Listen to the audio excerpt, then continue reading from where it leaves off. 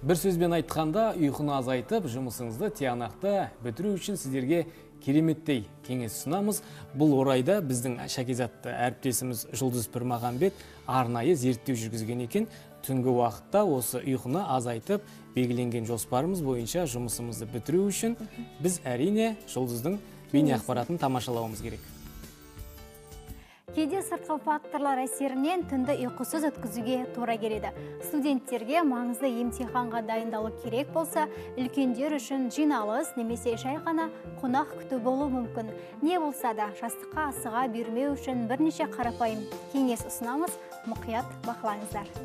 Ұйқыға қатысты әдеттеріңізді ұмытыңыз. Бәлкім сіз үнемі жатар алдында душ қабылдап, су ішіп, жеңілдеу киінетін шығарсыз. Ағза осыдан ақ ұйқының уақыты келгенін сезіп, өзін-өзі осы процеске дайындай бастайды. Сондықтан, егер түнді ұйқысыз өткізуді ойласаңыз, бұл әдеттерді қайталамаған дұрыс. Тіпті жеңіл киіммен жұмыс істеу ыңғайлы болса да. Көп тамақ ішпеңіз. Әрдайым тойып тамақ ішкен соң ағза ұйқыға асығып тұрады. Жеңіл тамақтансаңыз, ол белсенді жұмыс істейді. Осыны есіңізден шығармаңыз. Жұмсақ төсек дивандардан аулақ отырыңыз, бұлар шын мәнінде өте ыңғайлы, бірақ мұнда көзіңіздің де тез ілінетінін естен шығармағаныңыз абзал. Не дегенмен де жұмыс үстелге отыруды әдетке айналдырыңыз. Шамды жарық қылыңыз. Ашық төс, жарық шам ұйқы гормонының жұмысына керағар, сондықтан бөлменің жап-жарық болып тұруы сіздің сергек отыруыңызға септігін тигізеді.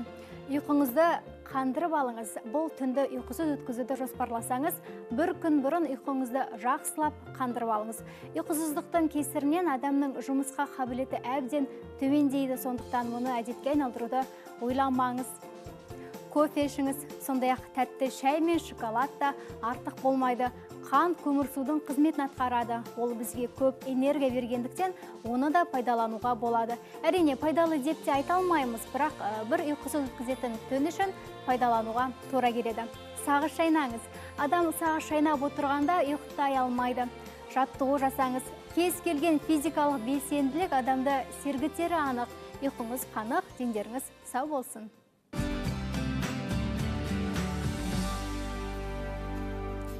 Жетекші арнада жаңа күн бағдарламасы, біз тікелей эфирдегі хабарымызды жалғастырамыз.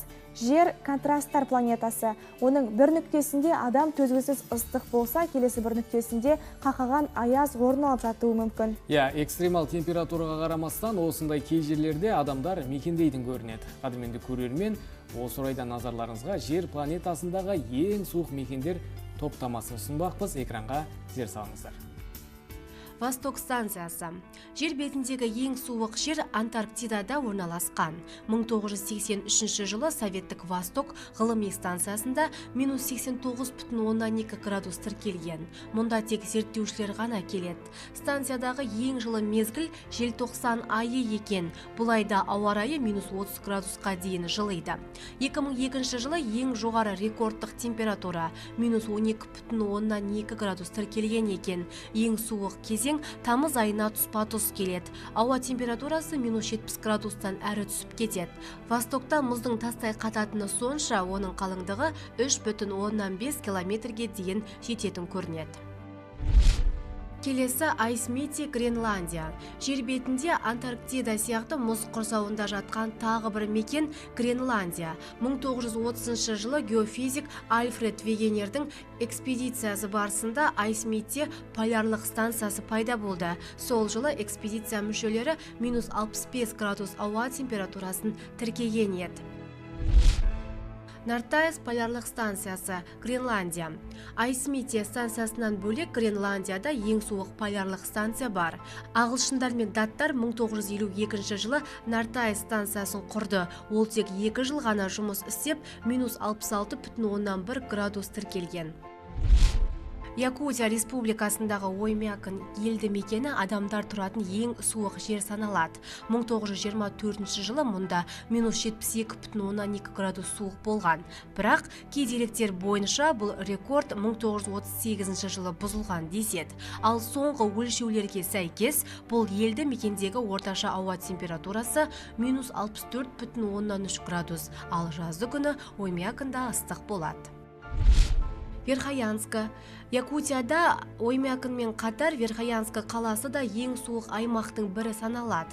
1892 жылы Верхоянскіде -68 градус аяз болған. Қатал климатқа қарамастан мұнда шамамен 1000-дай адам тұрады. Аймақтағы орташа температура -18,6 градус. Оймякындағыдай мұнда да жазды күні өте ыстық. Ең ыстық ауа райы +37,3 градус болған.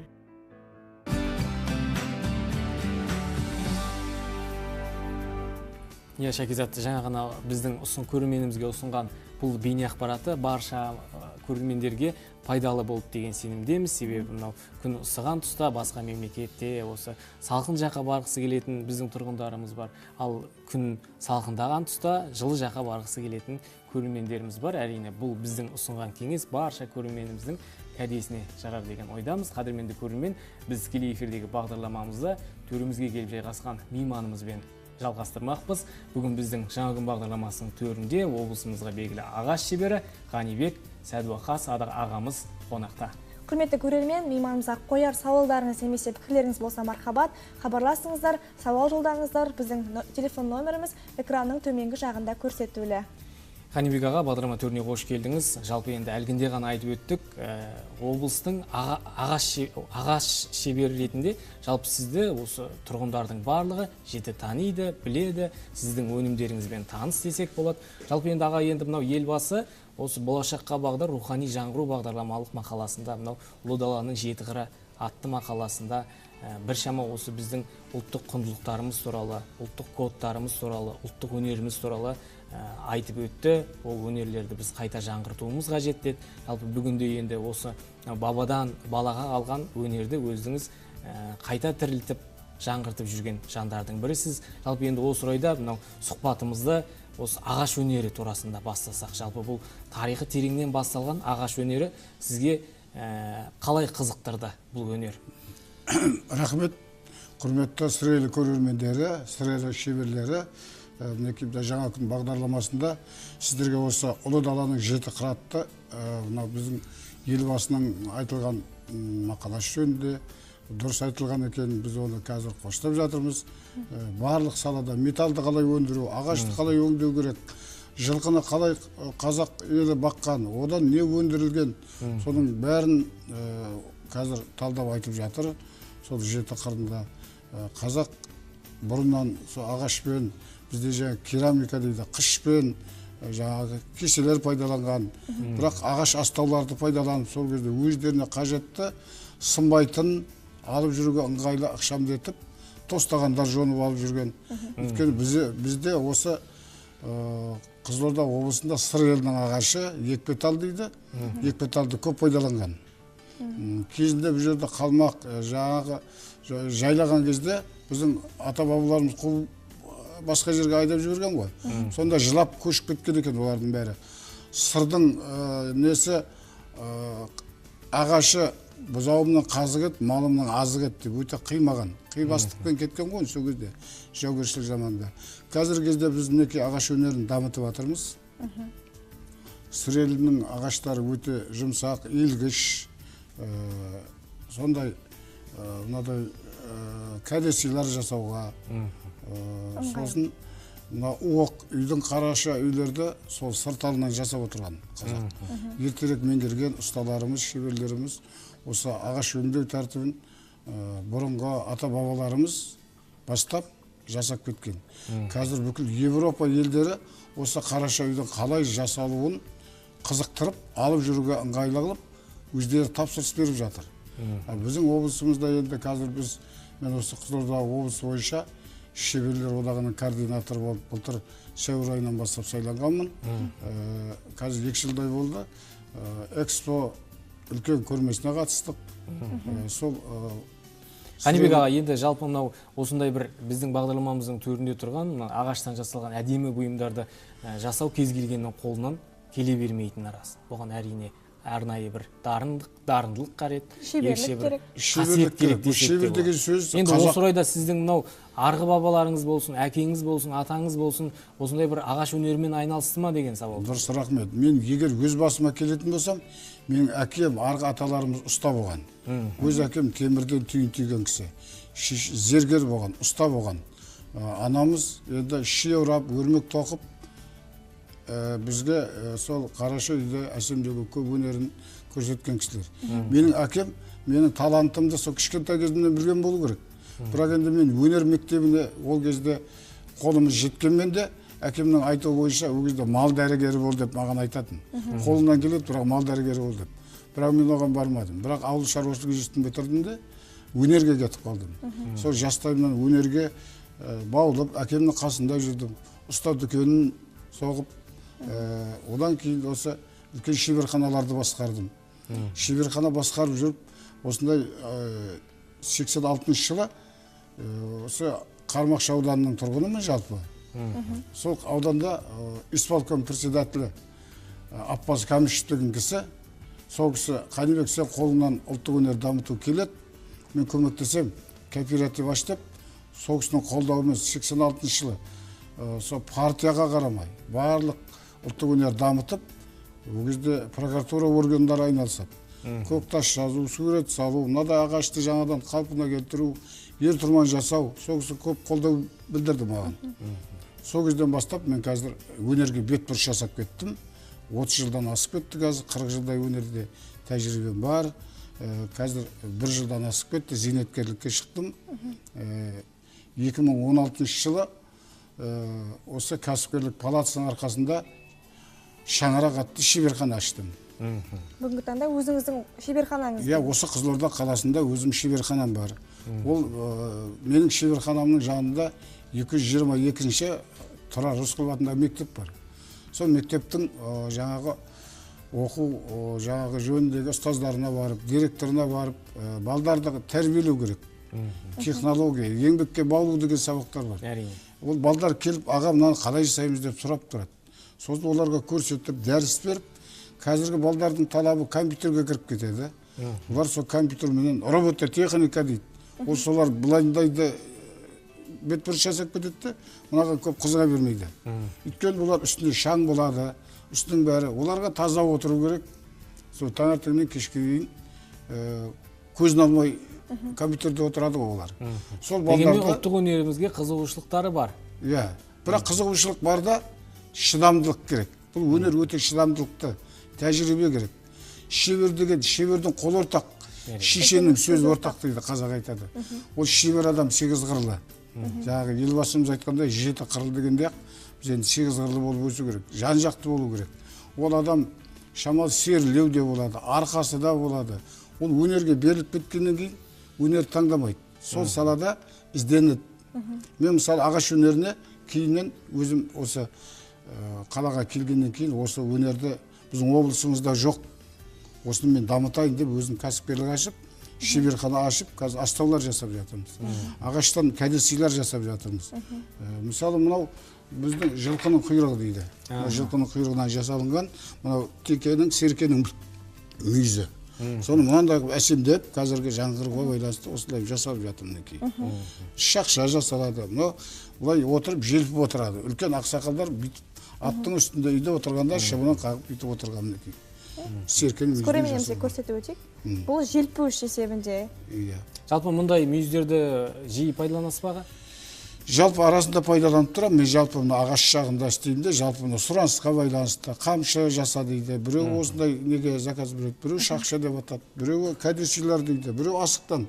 Мысалы экспоға барғанда асықтан тұмарлар жасадық. Бұл тұмарды мысалы біздің сыр елінің жалпы Қазақстанға бұл онша немес, біздің балдары қызыға бермейді. Басқа шет мемлекеттен келген, мысалы Германиядан келді, француздар келді, Южный Корея, оңтүстік Кореядан келді. Олар бірден ала салып, мойнына тағып алып, мынау ненің сүйегі, қайдан шыққан нәрсе деп сұрайды, олар қызығады. Біздің балдар болған қызыға қоймайды.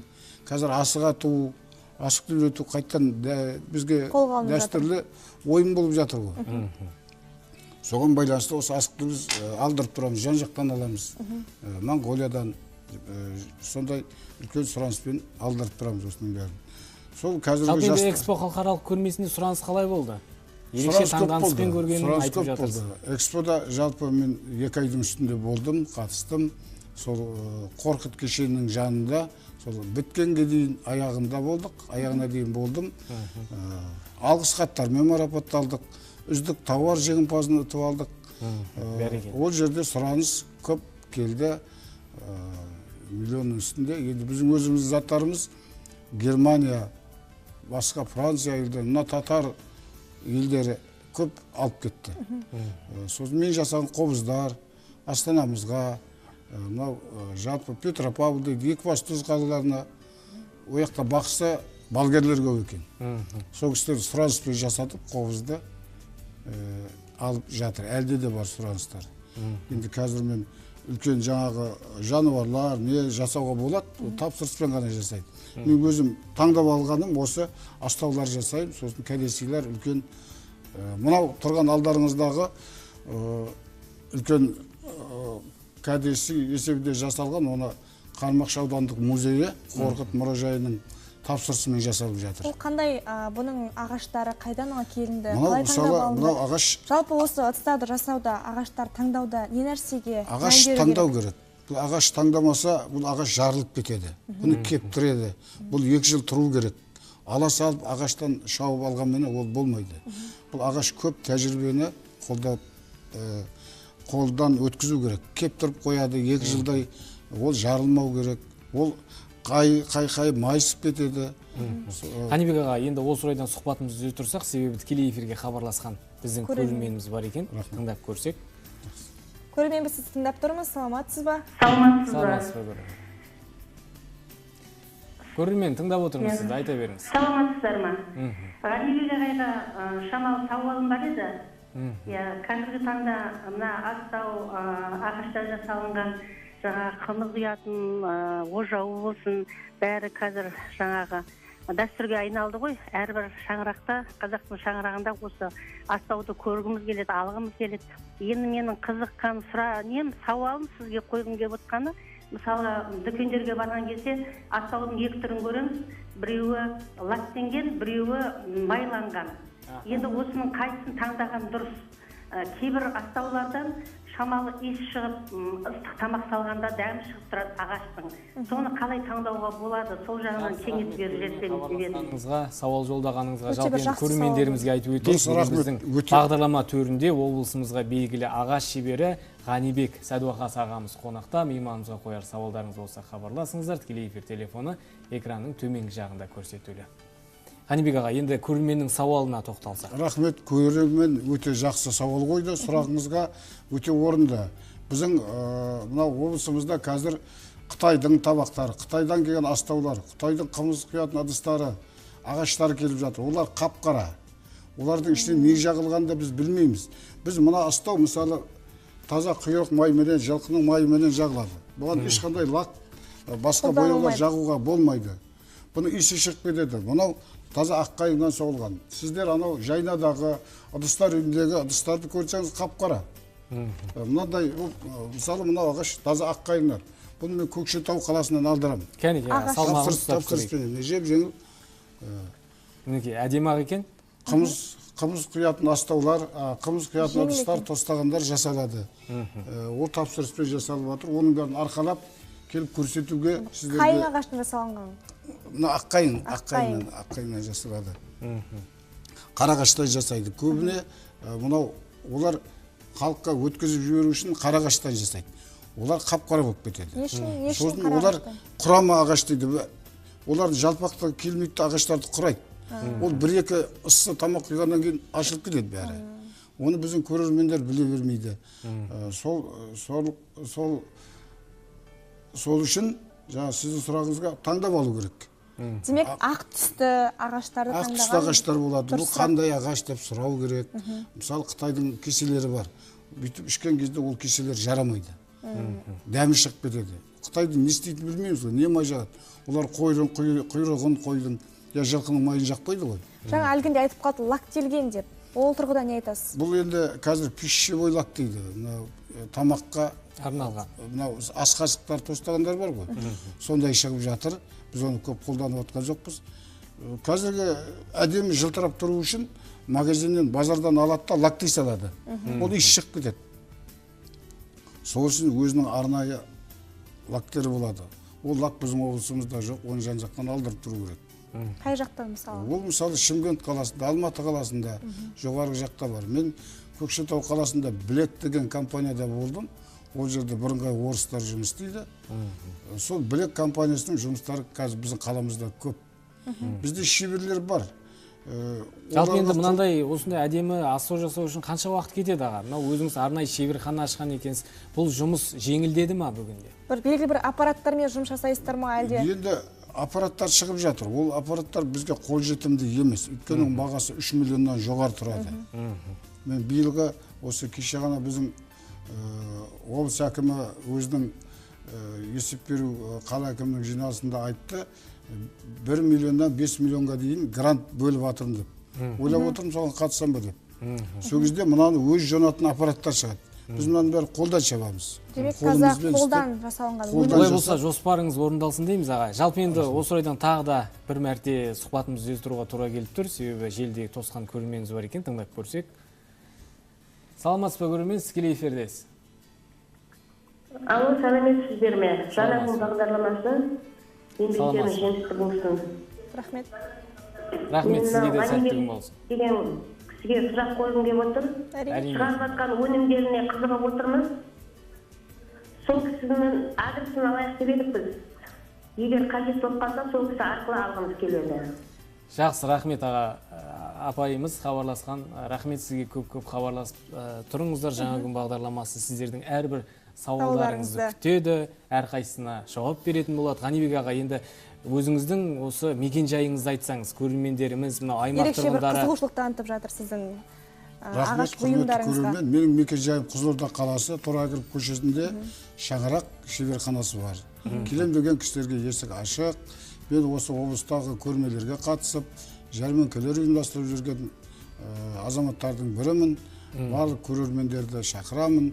Жастарды тәрбиелеуге шақырамыз. Осында қолөнер анау үлкен мекен жайын аға тағы бір мәрте айтып жіберсеңіз. Мекен жайым Қызылорда қаласы, Шаңқай ауданы дейді ғой, Шаңқайда Торайғыров көшесі. Сол жерде шаңырақ атты үлкен шеберханам бар. Торайғыров көшесі 275 үй. Шеберхана жазылып тұр. Аға отызда сұрай өтсек, орталығыңызда қанша шеберлер жұмыс жасайды? Енді менде арнайы қазір шеберлерді уақытылы ғана келеді. Жазда балдар оқушылар келіп жұмыс істейді. Сосын мынау жұмыссыз жүрген жастар бар. Олар келіп тұрады. Мен осы бүгін осы бағдарламаның алдында қасымыздағы 222 мектептің директорына барып ақылдасқан болатынмын. Қазіргі жастарды тәрбиелеуге. Осы өнерге баулуға. Өнерді баулуға. Мінекей сол жастар, соның ішінде балдар бар, менде келіп дәріс алып жатқан, өнерді жалғастырып, оқуын жалғастырып, жасап жатқан шеберлеріміз, сол жердегі шәкірттерім бар жалпы. Ғанибек аға, енді мынау ағаш өнімдерінің бағасы қалтаға қонымды ма деген сауал туындайды. Өзіңіз айтып өттіңіз, бүгінде мынау әлемдік елдерден осы ағаш өнімдері тасымалданып жатыр. Енді көптеген ақшаның керектігі рас, арнайы тасымалдау үшін. Ал енді біздің аймағымыздан, біздің өңірімізден өндіріліп жатқан ағаш өнімдеріне сұраныс қаншалықты болса, соншалықты сіз оңтайлы қылып босатып жатырсыз ба осы арнайы бағада? Дұрыс, рахмет. Енді ағашпен жұмыс істеу оңай өнер емес. Бұл станоктан, арнайы аппараттан шығып жатқан жоқ. Бұл қолымызбен жонылғаннан кейін біз шамалы қымбаттау айтамыз. Ал жалпы мына ыдыстар үйінде 12-13 мың, 15 мың. Мынау астаудың ені мысалы 70-тен 80 сантиметрге дейін. Бұлай үлкені болады. Қолмен мен бір күнде шығара алмаймын. 2 күн жұмыс істеймін осы астаудың. 3 күн жұмыс істеледі. Бұның шабуы бар, бұның кептіруі бар. Орташа құны қанша тұрады дәл осындай? Осы астау мысалы 20 мың үстінде тұрады. Қол жетімді баға.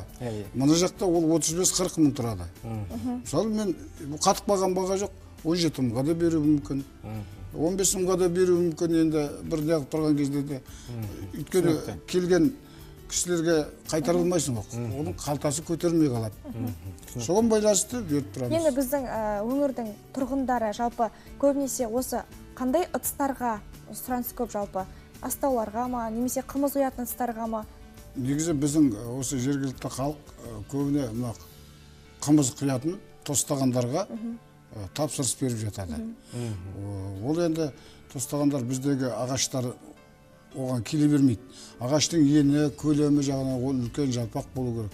Ол құрақ болып ағаш жонылу керек. Кеседе. Мысалы мен оны қазір Түркістан облысы бойынша Түлкібас ауданының шеберлерімен хабарласып отырып, жаңғақ ағашынан алып, жаңғақ ағашы өте қатты, өте шыдамды, сосын жонған кезде өте жақсы болып шығады. Жұмыс істеу қатты болғанмен, қиындық соққанменен өте ыңғайлы жақсы болды. Ғанибек аға, енді біздің тікелей эфирдегі бағдарламамызға осы еліміз бойынша ағаш шеберлері туралы арнайы кітапшаны да ала келген екенсіз. Енді осы орайда сауал туындайды. Өзіңізде осындай әдемі бұйымдар жасап жүргендіктен, осы бұйымдарды бір арнайы кітап қағаз бетіне түсіріп, арнайы кітап шығару, ол туралы арнайы бір мағлұмат беру, мынау елбасы мақаласының аясында көптеген қолдаулар жасалып жатыр деп айттыңыз. Бүгінде бұл істі қолға алу жоспары қандай өзіңізде? Мысалы, халқымыздың көркем қолөнерін 1975 жылы Қазақ ССР Қазақ ССР министрлер советінің қаулысымен сол кезде осыдан 45 жылдай бұрын қаулы шыққан. Сол қаулыны ала отырып, қазіргі заманда да сол заман талабына сәйкес айтып жатыр ғой. Өте көне болып кетпес, жаңарту керек деп, жаңғырту керек деп. Соған байланысты біздің Айжан Бекқұлова деген біздің төрайымымыз бар. Ол біздің Қазақстан Республикасы бойынша шеберлер одағының төрайымы. Орта Азия бойынша осы біздің қолөнер шеберлерін басқарады. Сол қолөнер шеберлерін басқарғанда менің өзімнің алдыма ұстап жүрген Жәнібек Махамбет деген ағамыз бар. Сырдария ауданында ұстазым. Осы ақсақал менің ұстазым. Осы кісіні дәріптеп, осы кісінің жүрген жерінде жұмыстарын алдыма қойып, осы кісіге қарап істейміз. Бірге экспода болдық. Бұл кісі Қазақстанға еңбек сіңірген суретші. Бұл кісінің алған қағаздары, іс қағаздары, бұл кісі 30 жылдан бері сол жұмыс айналысып кеткен үлкен ағай.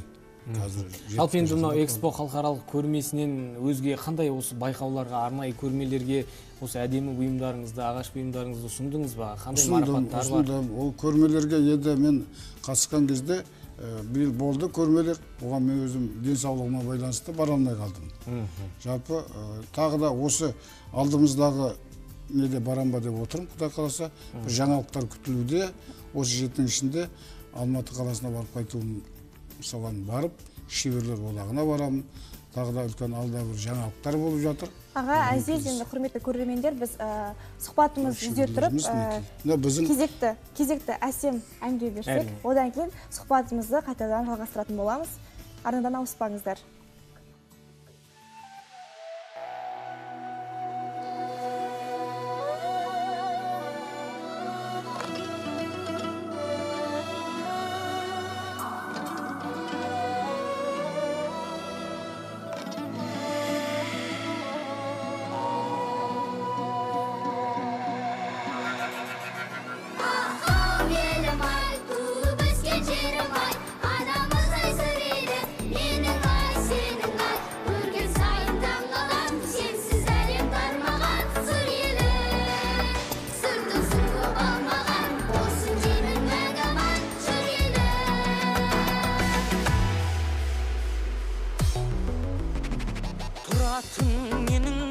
жүрегімде қасиет арнасы бар сүреліңде сыраннан келіп саған еркеледім өзіңнен самғап ұшып түледім де аспаным шашқаным нұр тамаша жастарым қуаттанып жүр жараса көркемім ертеңің жарқын болсын сағынып келем мен сені өскен жерім ай анамыз ай сүрелі менің ай сенің ай ағау елім ай қандай ғажап керім ай атам екен жерім ай менің ай сенің ай көрген сайын таң қалам сенсіз әлем тармаған сүрелім сырдың суы балмаған болсын деймін мәңгі аман жүрелі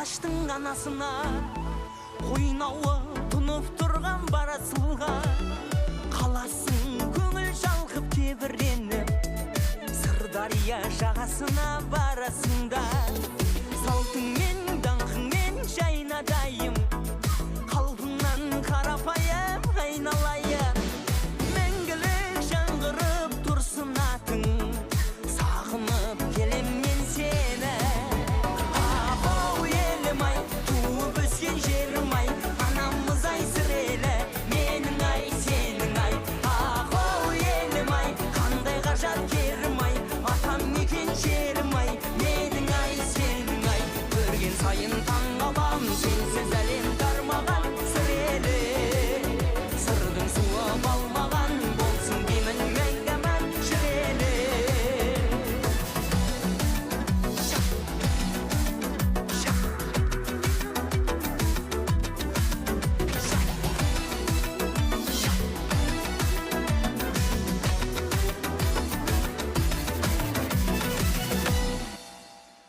ау елім ай туып өскен жерім ай анамыз ай сірелі менің ай сенің ай ау елім ай қандай ғажап керім ай атам мекен жерім ай менің ай сенің ай көрген сайын таң қалам сенсіз әлем тармаған сірелі сырдың суы балмаған болсын деймін мәңгі мән жүрелі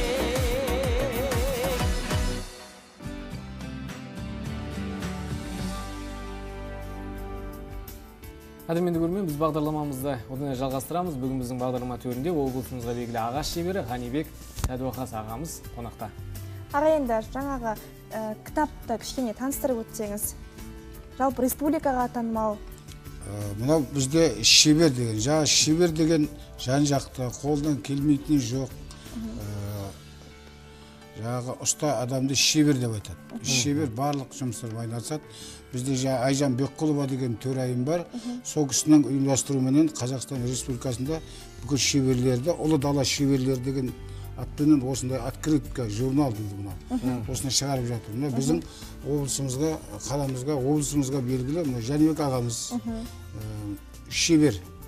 Мынау Күләш деген қарындасымыз осы Қорқыт ата несінде университетінде жұмыс істейді. Бізде шебер, кілем тоқу шебері. Ғанибек аға, енді мынау осы ағаш өнері турасында бір тағы бір сауал Зылиха отыр. деген Мынау әріптесіміз Шәкизат осындай бір ерекше өнерге қызығатын тұғын.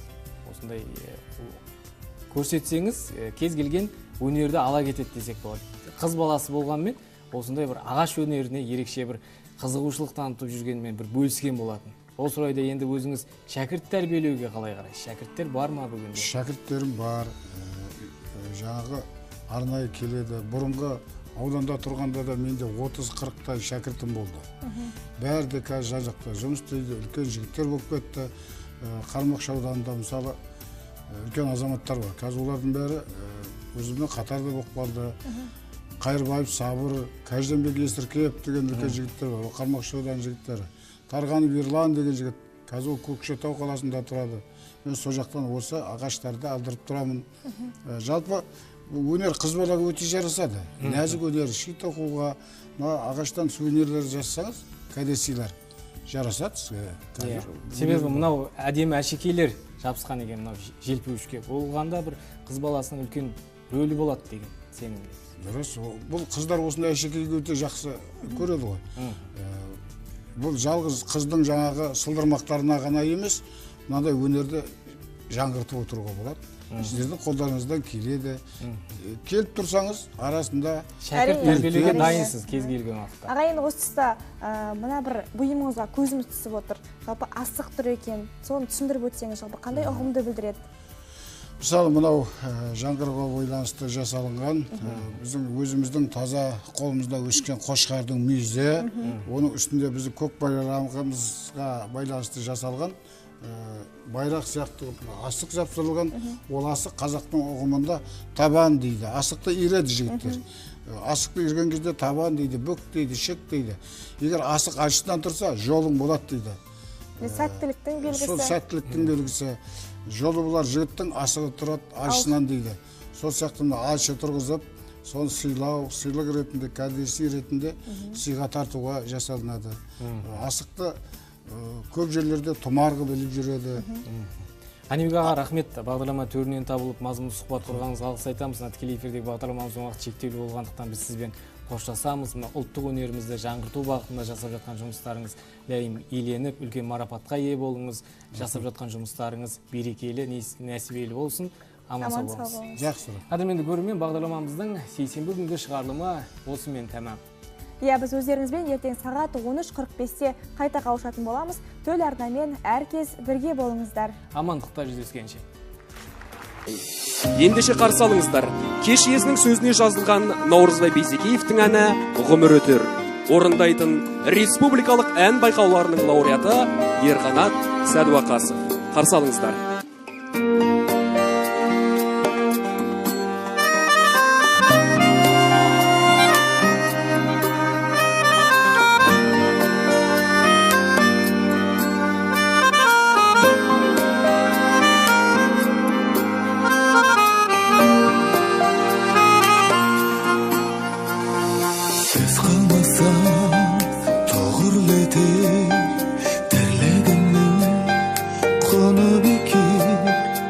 Армансыз кел дүниеге армандаумен ғұмыр өтер